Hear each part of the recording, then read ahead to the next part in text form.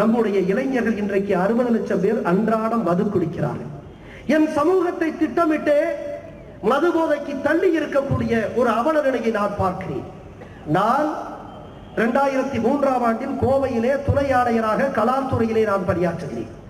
அப்பொழுது பணியாற்றிக் கொண்டிருக்கின்ற நேரத்தில் அந்த குனியாமுத்தூர் பகுதிக்கு நான் ஆய்வுக்காக இரவு 7 மணிக்கு செய்கிறேன். துணை ஆணையர் கலாம். நான் ஆய்வு செய்ய வேண்டும். அன்றைக்கெல்லாம் இது போன்ற மதுபான கடைகள் இன்றைக்கு அரசாங்க கடைகளாக டாஸ்மாக் கடைகளாகவே இல்லை, மாறாக இன்றைக்கு தனியார் உரிமம் பெற்ற கடைகளாக அவை இருந்தன. அப்படி நான் சென்று கொண்டிருந்த நேரத்தில் ஒவ்வொருவரும் ஒவ்வொரு கடைக்கும் இலக்கு இருக்கிறது. இத்தனை குப்பிகள் எடுக்க வேண்டும், இத்தனை பாட்டில் கேஸ் எடுக்க வேண்டும் என்று இருக்கிறது. அப்படி எடுக்கவில்லை என்றால் அவர்கள் போலி மதுபானங்களை வாங்குகிறதாக, அரசுக்கு இழப்பை ஏற்படுவதாக நாங்கள் நடவடிக்கை எடுப்போம். எனவே அந்த குனியாமுத்தூர் பகுதியிலே ஒரு கடையிலே நான் ஆய்வு செய்து கொண்டிருக்கிறேன். அவர் வழக்கமாக எடுக்க வேண்டிய இலக்கு இருக்கிறது அல்லவா, 100 பாட்டில் எடுக்க வேண்டும் என்று சொன்னால் 50 தான் அரசாங்கத்திலிருந்து எடுத்திருக்கிறார்.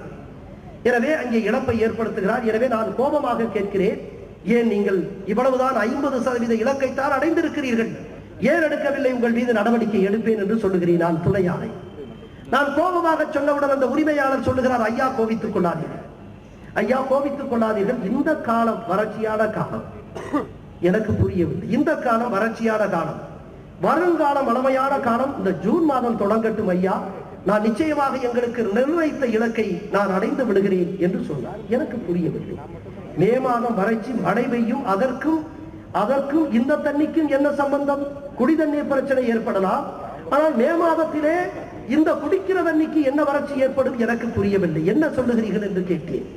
அப்பொழுது சொன்னார், ஐயா பாருங்கள், அங்கே ஒரு பொறியியல் கல்லூரி இருக்கிறது, எனக்கு நன்றாக நினைவிருக்கிறது, 2003 அந்த கல்லூரி மே மாதத்திலே மூடி கிடக்கும் ஐயா, அதனால் தான் சொன்னேன் வறட்சி என்று சொன்னேன்.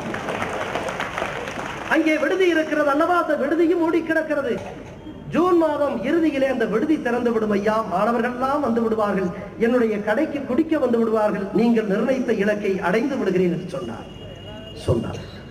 எனக்கு வேதனையாக இருந்தது. என்னுடைய இளம் தளிர்கள், என்னுடைய எதிர்கால தமிழ் சமூகத்தின், இந்த தேசத்தினுடைய நம்பிக்கை நட்சத்திரங்களாக இருக்கக்கூடிய எம் மாணவ பிள்ளைகள், இவர்கள் குடித்துத்தான் இந்த அரசுக்கு வருவாய் ஏற்பட வேண்டும் என்று சொன்னால் அது தேவையில்லை என்று அப்படியே நொந்து போய் நான் கிளம்பி வந்தேன். அன்பிற்குரியவர்களை, நான் கிளம்பி வந்தேன்.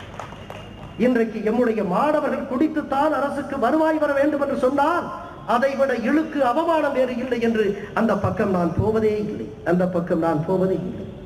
எப்படியாவது என்னை விரைவிலே மாற்றிவிட வேண்டும் என்று நான் ஆசைப்பட்டேன்.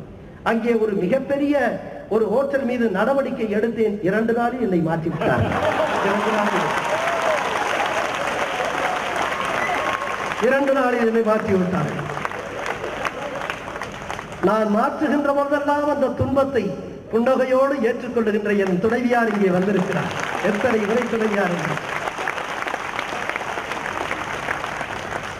நம்முடைய இளைஞர்களை இன்றைக்கு திட்டமிட்டே இந்த மதுபோதையில் தள்ளிய இந்த அவலத்தை பார்த்து நான் கொதித்து போயிருக்கிறேன். எனவே மாற்றப்பட வேண்டும். எனவே நான் எண்ணி பார்க்கிறேன், மதுரையிலே நான் மாவட்ட ஆட்சித்தலைவராக இருந்த பொழுது ஒரு நாள் ஒரு 60 கடைகளை, மதுபான கடைகளை ஆய்வு செய்வதற்கு உத்தரவிட்டு நானே செல்கிறேன். ரோஸ்கோர்ஸ் பகுதியிலே, ரேஸ்கோர்ஸ் பகுதி, கோரிப்பாளையம் பகுதிகளிலே நானே ஆய்வு செய்கிறேன். அப்பொழுது ஆய்வு செய்கின்ற பொழுது என்னை ஆய்வு செய்வதை பார்த்து விட்டு ஒரு குடிமகன் என்ன சொல்லுகிறான் தெரியுமா? சார், கலெக்டர் சார், ஐ அப்ரிஷியேட்டிங் சார் அப்படிங்கிறார். எனக்கு ரொம்ப ஆச்சரியமா இருந்தது. குடிச்சா இவ்வளவு அழகா ஆங்கிலம் வருது, ஐ அப்ரிஷியேட்டிங்கிறான். அதாவது சிம்பிள் பிரசன்ட் டென்ஸ்ல தொடர்ந்து கண்டினியூஸ் பிரசன்ட் கண்டினியூஸ் டென்ஸுக்கு போறான். அவனுக்கு வந்தது அப்படிதான். ஐ எம் அப்ரிஷியேட்டிங்கிறது I appreciating sir, collector sir அப்படிங்கிற ஆங்கிலம் குடித்தால் என்னுடைய மக்களுக்கு நிகழகாக வருகிறது என்பதை அப்பொழுது புரிந்து கொண்டேன். அப்பொழுது புரிந்து கொண்ட அந்த ஆய்வுக்கு அடுத்த ஒரு கடையிலே ஆய்வு செய்கிற பொழுது ஒரு 18 வயது இளைஞன் அவனை பார்த்து அவன் குடிக்கிறான். 2-3 மாணவர்கள் குடிக்கிறார்கள். நான் நொந்து போடி எம் இனம் தளிர்கள், எந்த பெற்றோர்களினுடைய நம்பிக்கையை அவர்கள் தக்க வைக்க வேண்டுமோ தகர்த்து கொண்டிருக்கக்கூடிய அந்த காட்சியை பார்த்து நான் நொந்து போனேன். என் சமூகத்தை ஆழமாக நேசிக்கின்ற, என்னை போன்ற இந்த இளைஞர்களை ஆழமாக நேசிக்கின்ற என்னை போன்ற கலைஞர்கள் பார்க்கிற பொழுது வேதனை அடைந்தேன். நான் கோபப்பட்டு கேட்டேன், எங்கே படிக்கிறாய் என்று கேட்டேன். கல்லூரியை சொன்னார். கல்லூரியிலே என்ன வயது என்று கேட்டேன். 18 வயது என்று சொன்னார். 18 வயதில் என்ன, எதற்காக இங்கே வந்திருக்கிறாய் என்று கேட்டேன். ஐயா நண்பனுக்கு பர்த்டே, அதனால் வந்தேன் என்று சொன்னார். பிறந்த நாளுக்கு கேக்கு வெட்டுங்கள், எதற்கப்பா இங்கே மது குடிப்பதற்கு வருகிறீர்கள் என்று சத்தம் போட்டுவிட்டு அப்படியே அனுப்பிவிட்டேன். வெளியிலே அனுப்பிவிட்டேன். வெளியிலே அனுப்பி அந்த கடைக்காரர்களை நான் சத்தம் போட்டேன், அந்த பார்காரர்களை சத்தம் போட்டேன். ஏன் இது போன்ற இளம் தளிர்களை மாணவர்களை அனுமதிக்கிறீர்கள் என்று சொன்னேன். இன்றைக்கு என் சமூகம் திட்டமிடப்பட்டு இன்றைக்கு இந்த மது போதையில் தள்ளப்பட்டிருக்கிறது. என் சமூகத்தை மீட்டெடுக்க வேண்டும். ஏன் என் இளைஞர்களுக்கு கோபம் வரவில்லை? உங்களுக்கு அறக்கோபம் வர வேண்டும். You need to have righteous anger என்று நான் சொல்ல ஆசைப்படுகிறேன்.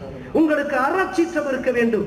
இப்பொழுது கூட நான் வெளியே செல்லுகின்ற பொழுது ஒரு இளைஞன், ஐயா எனக்கு அரசியல்வாதிகளை பார்த்தால் கோபம் வருகிறது என்று சொன்னார்.